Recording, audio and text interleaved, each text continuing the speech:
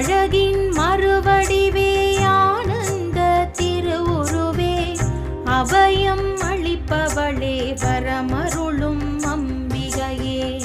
அழகின் மறுவடிவே ஆனந்த திருவுருவே அபயம் அளிப்பவளே வரமருளும் அம்பிகையே. அகிலத்தின் இன்னலெல்லாம் தீர்க்கின்ற ஈஸ்வரியே